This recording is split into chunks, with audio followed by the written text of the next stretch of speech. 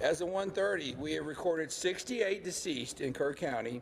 Among those who are deceased, we have 40 adults and 28 children. At present, there are 10 Camp Mystic campers unaccounted for and 1 counselor. We continue to offer our condolences to those affected, and we will work tirelessly till we reunite them with their families. Good evening to you. I'm Tom Ziska. We're glad to have you with us. We begin with the continuing tragedy in Central Texas, where at least 78 people are dead across multiple counties in the Hill Country. We have team coverage for you tonight across Central Texas and here at Houston. Let's start with Fox 26's Anthony Antoine. He is live in Kerrville with the latest. Anthony. You know, Tom, just about anywhere in Kerrville, and for that matter, up and down the Guadalupe River, you can find this type of devastation.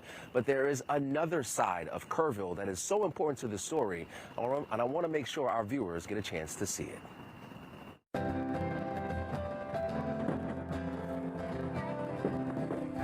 You can tell a lot about a community by the way they respond during the most challenging situations.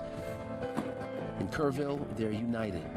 And these are just immediate items of need that have been communicated to us, and we put an all call out to our Tyvee community, and we've just been humbled by the response.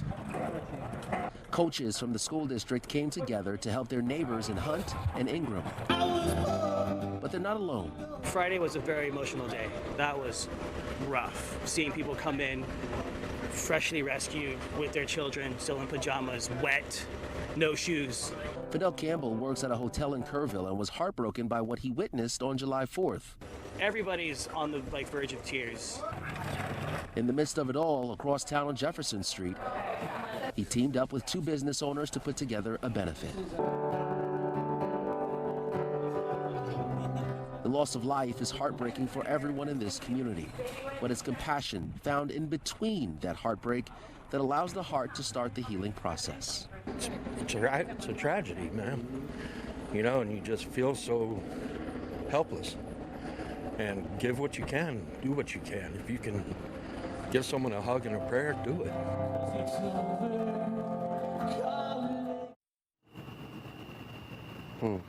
And you know, sometimes a hug and a prayer is all you need. But if you're out there and you feel the need to give and volunteer your time, you can do so. You can head to fox26houston.com. We've been putting information there about how you can give back. But we also heard today about a family care assistance program. The city of Kerrville is still working out the kinks on that, so we expect to have more details as we head into the week. And that essentially will be a place for families who are in need to go get donations. So please stay connected to us on that. But again, Tom, you can see here the community in the midst of their tragedy and the heartbreak that's associated with this that you see here alongside the Guadalupe River. Community in action is what we're witnessing as well. Back to you.